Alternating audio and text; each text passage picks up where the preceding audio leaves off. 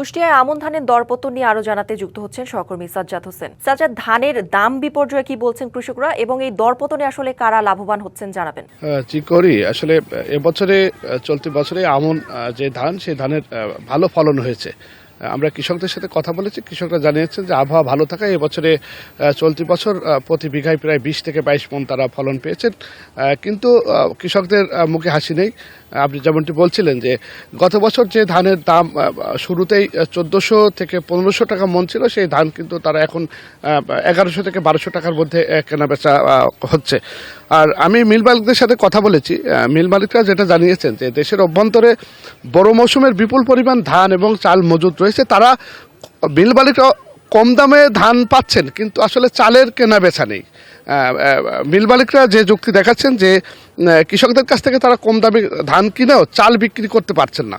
তার কারণ হিসাবে মিল মালিকরা বলছেন যে তাদের কাছে বড় মৌসুমের বিপুল ধান এখনও মজুদ রয়েছে, সেই ধান থেকে তারা চাল তৈরি করে বাজারে বিক্রি করছেন।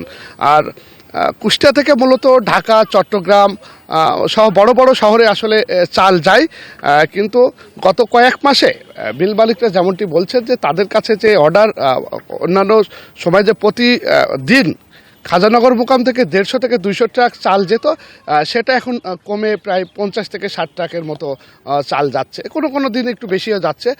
সব মিলিয়ে আসলে চালের কেনা বেচাও কমে গিয়েছে এখানে। হার্টের যত্নে বিশ্বসেরা ক্যানোলা তেল এখন বাংলাদেশে। আমরা কৃষি বিভাগ এবং যারা চাল ধান নিয়ে কাজ করেন তাদের সাথে কথা বলেছি। তারা যেমনটি বলছেন যে এই মুহূর্তে এলসির চাল আসা বন্ধ করা উচিত সরকারের। এলসি চাল আসা যদি অব্যাহত থাকে তাহলে দেশের যে অভ্যন্তরীণ যে ধান চালের বাজারে একটা বিরূপ প্রভাব পড়বে এবং দীর্ঘমেয়াদী ক্ষতির মুখে পড়বেন বিশেষ করে কৃষকরা। এবং কৃষকরা যদি ক্ষতির মুখে পড়েন, আগামীতে তারা ধান উৎপাদন কমিয়ে দিতে পারেন, যাতে করে দেশের অভ্যন্তরীণ বাজারে একটি বড় ধরনের ক্রাইসিস সৃষ্টি হতে পারে বলে আশঙ্কা প্রকাশ করছেন তারা। করি সাজ্জাদ, ধন্যবাদ আপনাকে।